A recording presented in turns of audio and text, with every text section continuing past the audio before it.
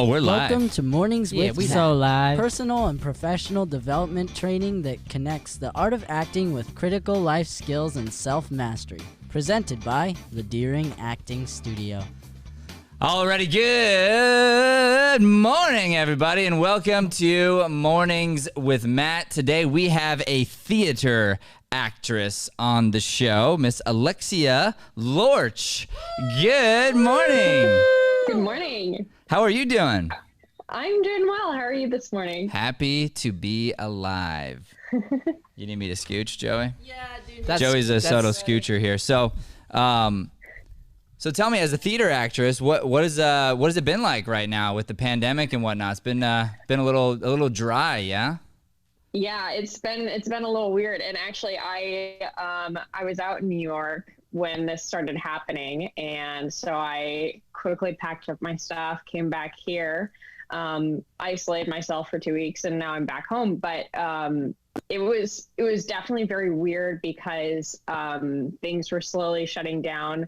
My alma mater was out there for the Big East tournament, so I had been in an event for that, and then Broadway announced that they were closing, and then Actors Equity announced that they were closing. Yeah, there have been a lot of theaters though that are taking self-tapes, but there isn't really any shows going on, and they keep getting postponed. Yeah, and I can tell you that we own a nonprofit theater that put up shows every month, and so we're feeling it too. It's so strange, like, you know, navigating this thing together as a world has been a challenge. So I'm missing those improv shows for sure. Yeah, and it's crazy because the world, like the world needs art. The world needs performance, needs actors to be putting things up. It's like so important. If you think about other crises that the world has faced, it was the actors who really helped. And I'm not giving us all the credit or anything, but I'm just saying, like it's a big deal when 9/11 happens, and then the actors from SNL get on the stage, address it head on, and then make us laugh, and then we feel normal again for a second because we felt so abnormal. Well, we don't have that opportunity in a lot of ways to serve, at least not in the same way. But now, having said that, we've seen a lot of really good things come, which have been like some virtual teaching and virtual shows, and just ways that we can connect. And you look at even what they did with Hamilton, putting that out on Disney Plus was very cool, and everybody who didn't get a chance to see it got a chance to see this performance.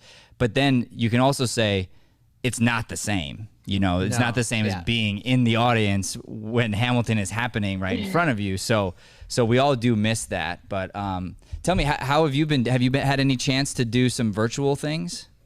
I early on taught a few virtual classes with a theater in town, and I have done a few virtual cabarets as well. A virtual cabaret, how does that go? Yes. So the company that I did one with, they were focusing on dancers because they had done a lot of singers, and so they had us record us dancing and send in a video. And then we went on live, and then they would show our video clips of us dancing. That's so cool. That's amazing. And is that up for people to see now? Like, is it still out there? What is that? How can they find it? It was with Brock Pro Entertainment, and it's on their YouTube page. But you can also find them on every other social. Awesome. So as a musical theater junkie, I guess, what's your favorite song to sing for an audition? What's your favorite audition song? Ooh. My favorite audition song, like audition song to bring into an audition. Do you have one? Like, is it like do you have like a go-to? I mean, well, it depends on like the show, and I don't know. I guess one that I was using a lot fairly recently, I mean, before all of this, was A Lovely Night from Cinderella. Oh, okay. Nice. I like it because it shows some nice range. Love that. And how about this? How about Dream Part? It varies from day to day. I've done a chorus line, but I'd love to do a chorus line again. Why do you want to do it again? Yeah. Curious. Well, I would love to have the opportunity to do a different role. I was BB Benzenheimer before, and she sings in the at the ballet trio. She's the one that people usually are like, oh, the one who hated her mother. But I got to understudy Christine, the girl who can't sing, and I think it would be really fun to do that a little bit more and explore that because she can be quite a goof. How long ago was it that you did that show? It was in 2018 that I did it. Okay, great. So, and I always feel this way. Maybe you'd agree, but in a couple of years, if you're doing your job right, you're progressing too as an artist. And so, sometimes it seems fun to go back to a show in order to bring your new talent that you have, and help showcase the show even better than you did the first time. Yeah, and even make new discoveries. I remember when I did Sunny in the Park with George in college, I felt like I had discovered a lot about the character, but then listening to it back and thinking about it more, I'm like, oh my gosh, there's so much more that could be done with the character of Dot specifically. Sure, and you went to Creighton, yes? Yes. That's a wonderful university. That's very cool. So are they known for their theater program? Is that something that they're known for? They're not known for that. They're definitely most known for their medical school, which initially is why I had been looking at Creighton, because I thought I was going to go and be pre-med or pre-PT, something like that. And so that's initially what piqued my interest about Creighton. But the admissions counselor at the time that was in charge of the Phoenix market had graduated with a degree in theater. And so we connected that way. And ultimately, that's the university that I chose. That's amazing. So you were doing shows there, though, right? I mean, you were doing the shows at the. That's a pretty big deal. That kind of is that competitive to get onto that stage? Yeah, it definitely can be. I definitely feel very lucky that I was able to get cast in a show the first semester of my freshman year. No way. It definitely helped me. Oh yeah, it was really great. We did Funny Girl, and it definitely helped me find my group and my niche. And I quickly found a home at Creighton. And after that, I was in, I think, like 14 productions combined of plays, musicals, and dance shows. Once you're you're like in the musical world, right? It's like you kind of get hooked. You get hooked, I feel like. Yes, absolutely. As far as casting goes, though, at least at Creighton, you definitely needed to like have a connection with each of the acting professors that were casting that particular show, because that certainly helped. Sure. And you can so what Brian's saying about he means like when you get into musical theater, you get hooked on it. Like that's right. Yeah. Yeah. Absolutely. But being in like your set, like no, like you have to keep bringing talent each and every time. Every time. Yeah. You know, Joey's got a cool story here, and I'll kind of set him up for a spike, but ooh, I like spikes. So Joey changed high schools, which can be really tough, his senior year, and he had to show up to a brand new high school, and it was he's from Wickenburg, so he's going to the smaller school, and then he comes out here and he's going to one of the bigger high schools here, and a big theater high school, Shadow Mountain. I can give them a shout out. And Joey lands a lead role in The Addams Family, which I know you've got a connection to, right? Yes. I loved it. It was so much fun. Yeah. So, like Matt said, I had switched schools, and one of my classes was drama. But it's weird how the musicals are set up, because the auditions are always like the first week or second week of school. Yeah. So like I had no moment to adapt or anything. Like Mr. Flowers, who's our teacher, he's amazing. By the way, I gotta interrupt you. Mr. Flowers came in we call him Mr. Flowers. It's so funny. Joe Flowers, the actor, but Mr. Flowers came in yesterday to audition for us, and he wanted me to tell you congratulations on graduating high school. Aww. I love him. He said he wanted to say that to you personally. So he is the man. Yeah. All right. Sorry. Keep going. So I was just kind of adapting to that environment. I didn't have like a friend group yet or anything. Theater was definitely my favorite class, but also like wasn't used to that. So I put my name on the sheet, and then I was like, well, I don't know if I'm gonna do it. So I did all the prep work, and then I just kept going back and forth whether I was gonna do it or not. And then Matt's wife, Leanne, was like, yo, you gots to do this. And she like coached me on my singing and my monologue. And she was like, come over before the audition. Like, doesn't matter that you don't know anyone, just do it. And so then I did that. And a week later, the cast list came out and I got Pugsley. And so that was really, really cool. Oh, Pugsley's such a fun role too. Yeah. Yeah, Joey was he was hilarious. He was an adorable Pugsley. Let's just put it that way. And who did you do the Addams Family with? I did it with Arizona Broadway Theater. Boom, that's pretty big. That's a huge deal. Yeah. So did you come back here then at post college to work on some theater work, or? I came back home after college, mainly because living at home is free. Yeah. And it's been easier when I have had a contract out of town specifically as well to just go and not have to worry about breaking a lease or moving or anything like that. Sure. I just pack up my stuff and nice. So they hired you from from New York and they essentially brought you here, or no? No, they hired me locally. So Okay. I attended their generals. I think it was like April-ish of last year. And then a few weeks later, I had an offer, which was totally a surprise. That's awesome. It was awesome. Very cool. So I know a lot of people are curious about the industry and how things are going and when things are going to come back, et cetera. What's been your experience so far? A lot of questions. Yeah, it's especially, keeping your eyes peeled for self-tape opportunities. But I know some theaters, they want to come back, but they don't feel it's safe. So they've been asking their patrons to see what their opinions are.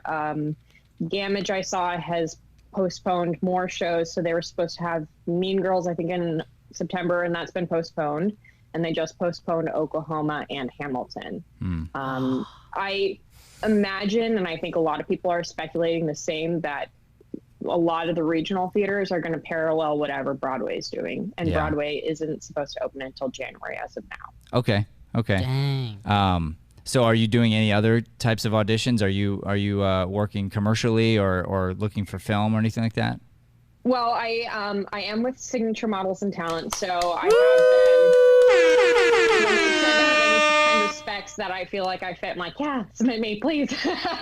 So, yeah. Yeah, great. Okay, well. So here's our big news. We had our first casting during COVID yesterday. So I saw that on the Instagram story. Yeah, so that means that the lid has been opened. And, we had our own protocol. We figured out how to do sort of a curbside type check-in thing. We kind of innovated and it worked. And so there's going to be a few actors, about 5 actors that are going to get work right now, which is awesome. So we're like thrilled about that. And we had one about 2.5 weeks ago, and then that job fell through. So I think it's just a matter of, people gaining their confidence and, companies and production companies figuring out how their protocol is going to work out, and then the industry is going to start to shift. And like you said, I mean, they're asking their patrons, okay, well, how do you feel? Let's have an open conversation about this and decide, how can we open and when should we open? And I can tell you that my theory on this is work right now. Work so hard on yourself. Work so hard on your craft, because I believe with my whole heart that there will be a turn and we're just going to shift. And whether that be, hey, we're audience members with masks on, or like it just, if eventually kind of lifts and gets a little bit better. The thing that's going to happen is people are so excited to get out of the house. Yeah. So when the theater opens, definitely. it's going to be sold out for years. It's just going to be like, let me have a ticket. I got to get out of my house. So I believe that there's going to be a lot of good, like an overflow of good coming. We don't know when, and that's the hard part. Yeah. That's the grueling part, and the part that can make you depressed, because you'll be working on your craft, grinding in the dark, but there's no light at the end of the tunnel. You don't get to know when it's coming, So I just suggest, like, to everybody out there, be one of the people who is preparing, and when all of a sudden the fog lifts, you're ready to start running right away. You don't have to be stretching and putting your shoes on and like getting caught up. Like you're already running. So the lights come on and you just take off. Based on that thought, I'm interested. It just kind of sparked this thought in me. I wonder if because of that, like younger generations like my generation are going to be more drawn to theater than they were before, right? Yeah, potentially. So like a lot of kids I know, like you're either a theater kid or you're not. But some people just enjoy going to shows, but a lot of that has sort of slowed down within younger people. So I wonder if like seeing that live performance after being inside for so long is gonna bring another spark of like youth to the theater, which would be cool. You know, we have our master class that we do, and we were able to bring that back in person. So that was we went live with that on Thursday, and we're back again today, as a matter of fact. So so we'll be streaming that live today. And we were getting feedback from your generation, people that were tuning in, that were just blown away. They were like, whoa, I've never seen this kind of thing before.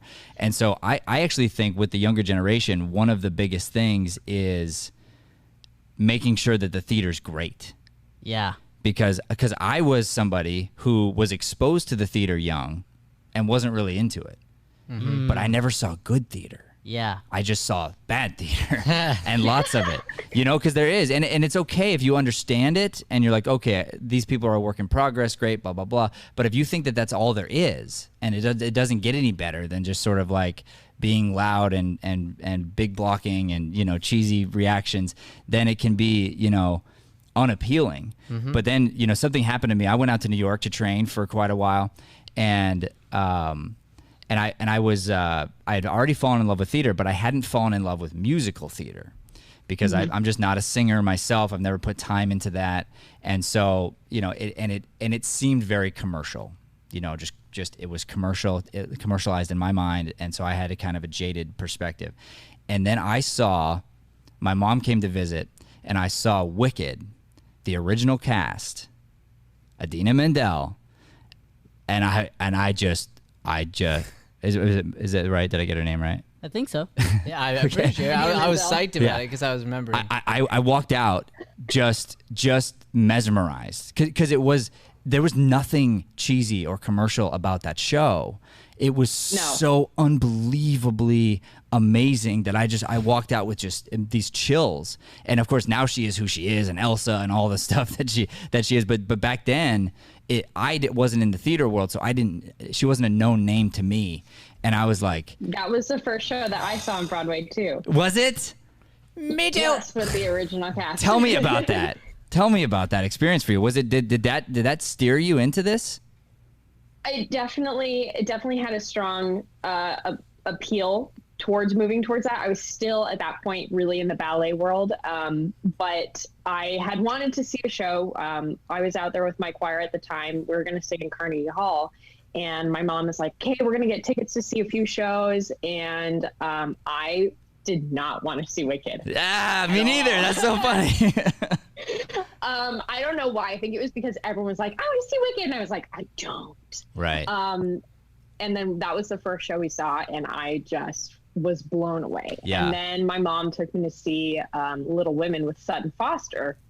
And at the time, I had no idea who Sutton Foster was, and went begrudgingly. It was not really a show I wanted to see, and I fell in love with it as well. And it definitely, both those shows were very life-changing. That's awesome. And then this is what happens too, I think, and this is probably a good and bad thing, but once you've seen it done right, it's hard for me to see it done wrong. I just have a hard time with it. So it's not like they did it wrong, because it was actually very good, but it was uncomparable. So I was gifted tickets to Gamage to see Wicked.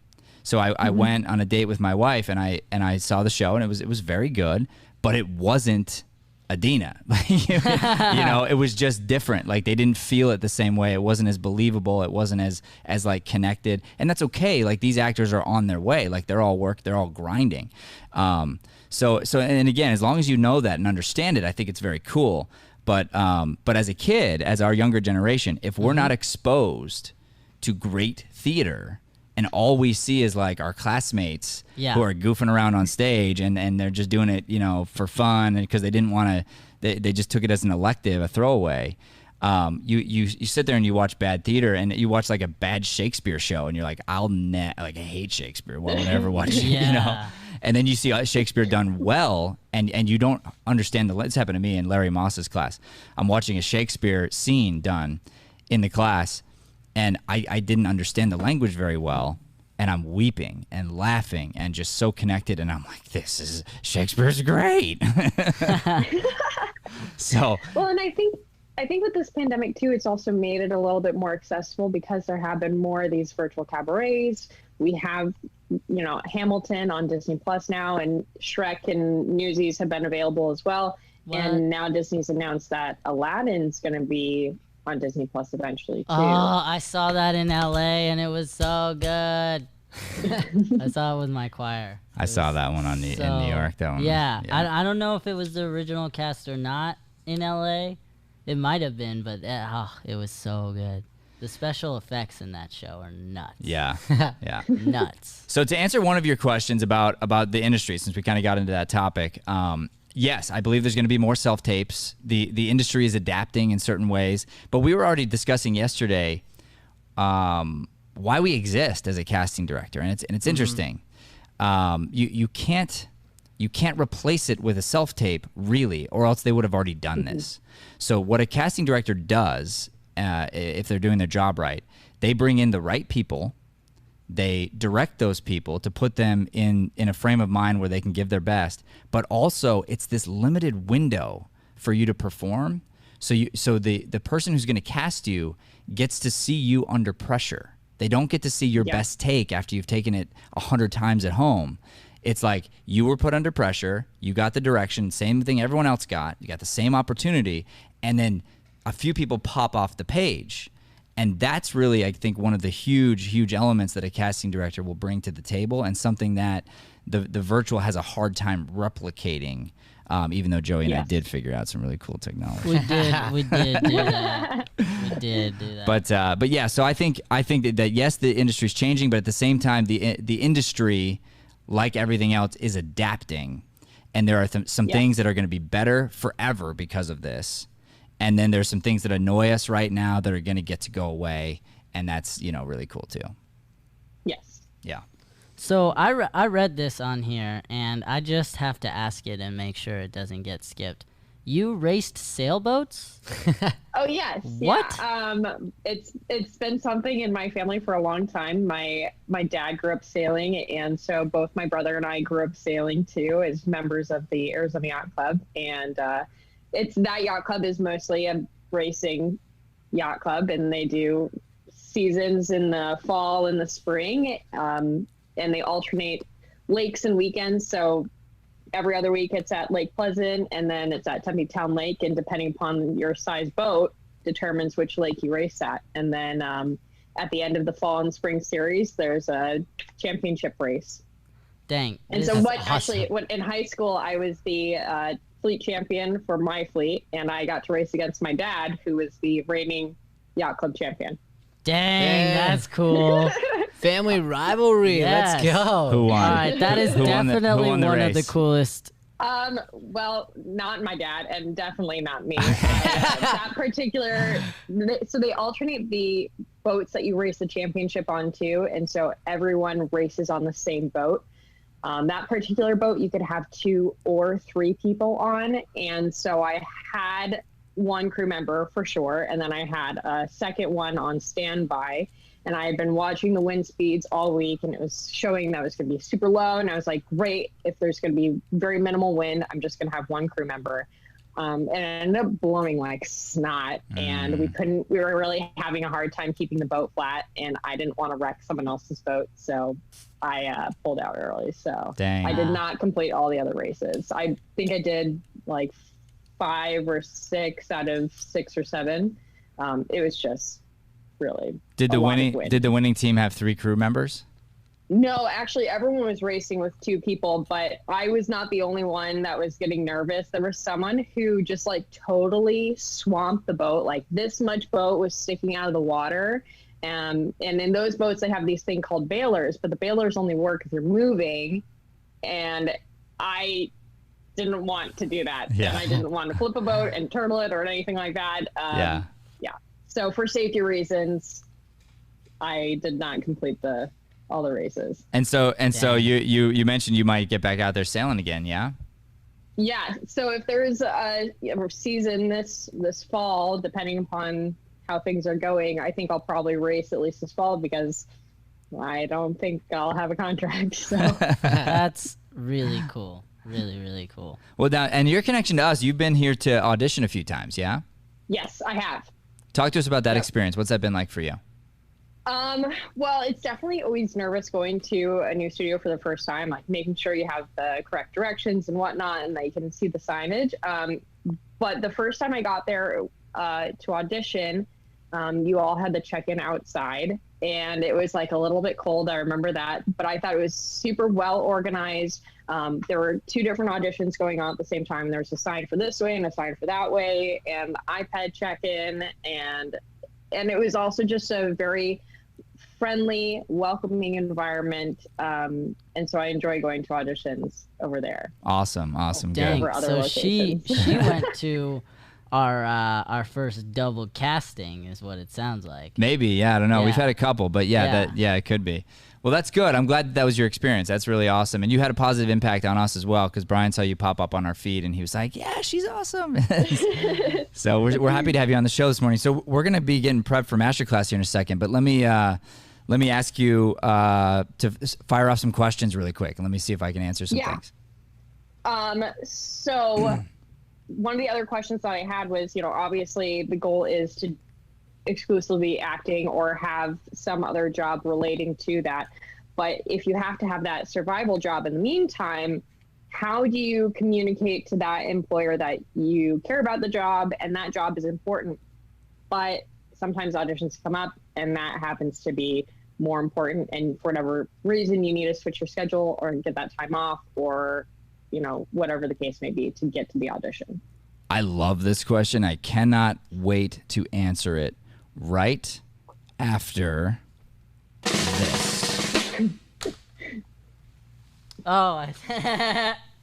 Slowly rise. It's time now for Brian Sweeney's I read Shameless that Plugs. so wrong. Shameless plugs. Well, a lot of the answers you seek are right here in Acting is My Day Job, 7 strategies to market and make money as an actor. So in that, we go through all of the different things. There's exercises and different things that it literally asks you to do to help you work those things out. But it's amazing. You can find it on Amazon. You can find it on pretty much anywhere on Earth, really. It's Walmart, Target, all those places. But it will really help you with that. And actually, auditioning in general, it goes through a lot of that, and just dealing with casting directors and dealing with managing your entire career. So Big flex, it is on the list of top 10 acting books of all time. Huge flex. Just huge flex. It's just book authority. Yeah. So I was kidding about that, but we do plug this every show because this has a lot of useful information for people, and we're hoping that people do read it and it gets out there.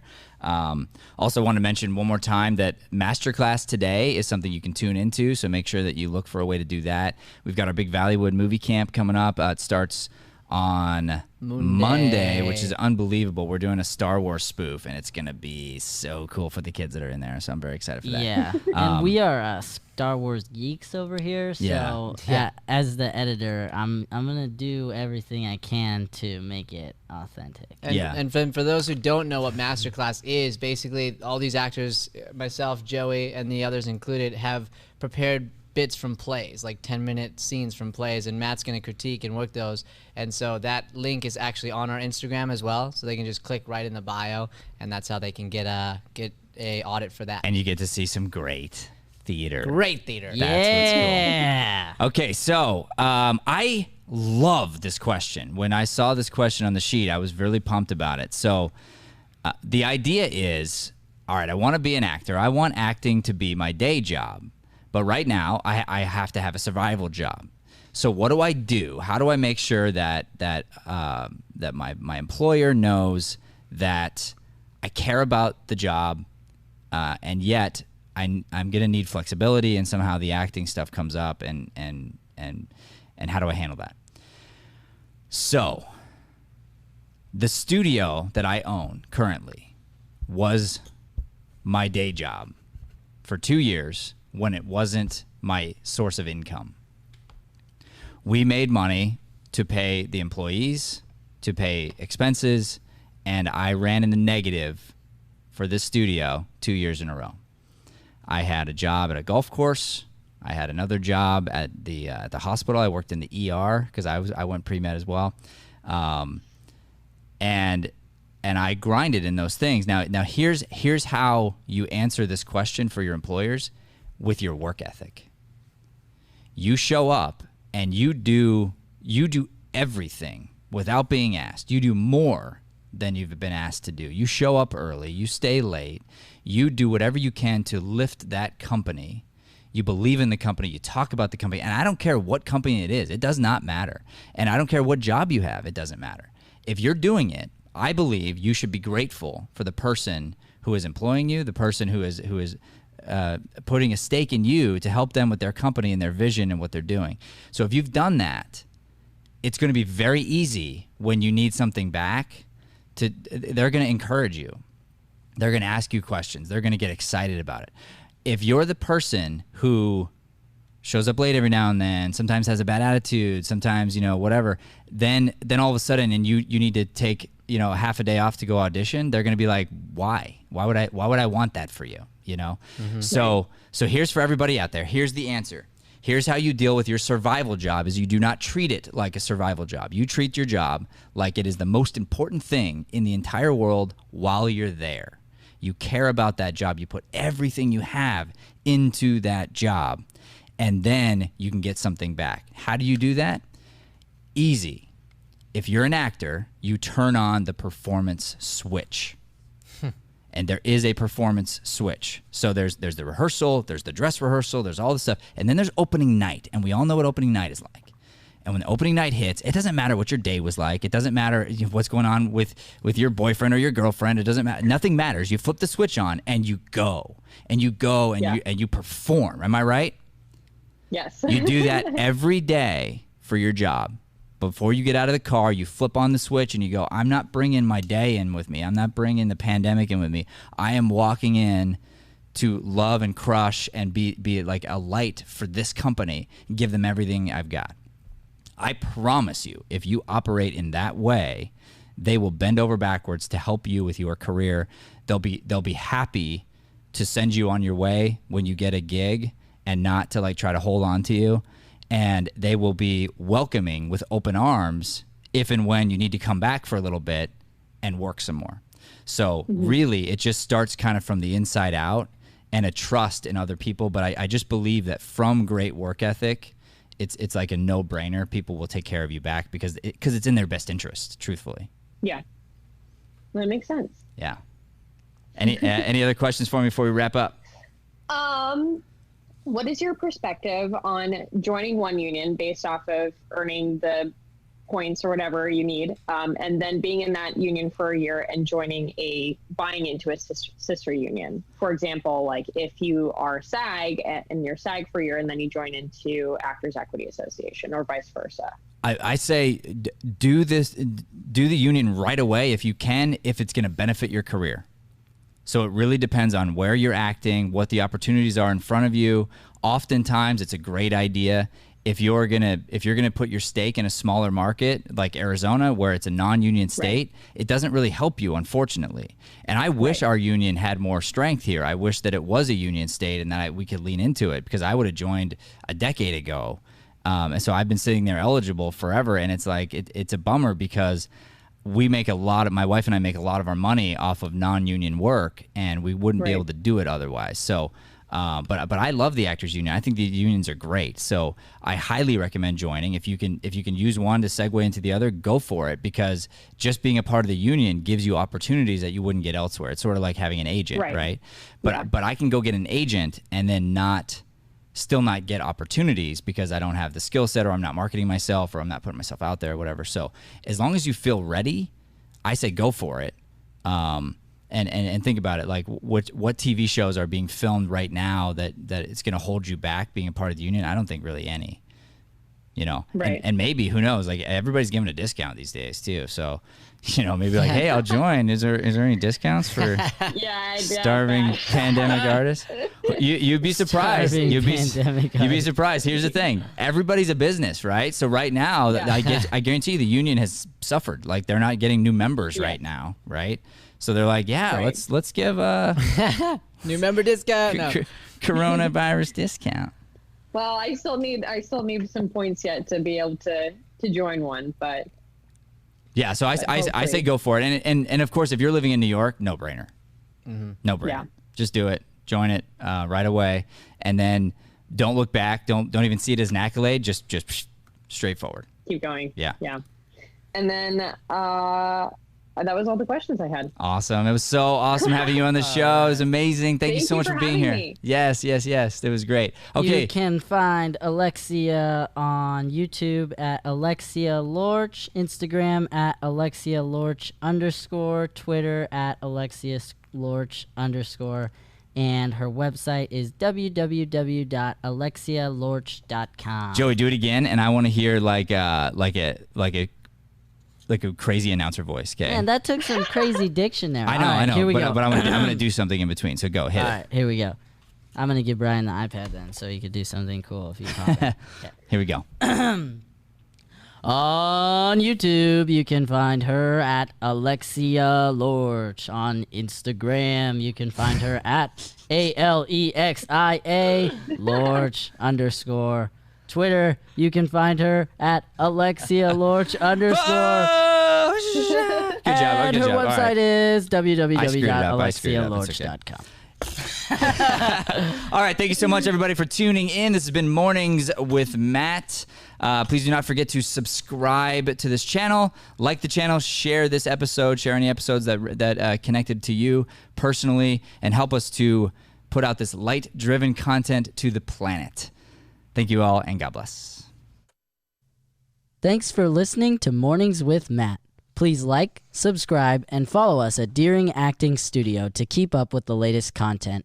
For more information on classes, private lessons, or professional development coaching, visit www.deeringstudio.com. Have a Deering day, everyone.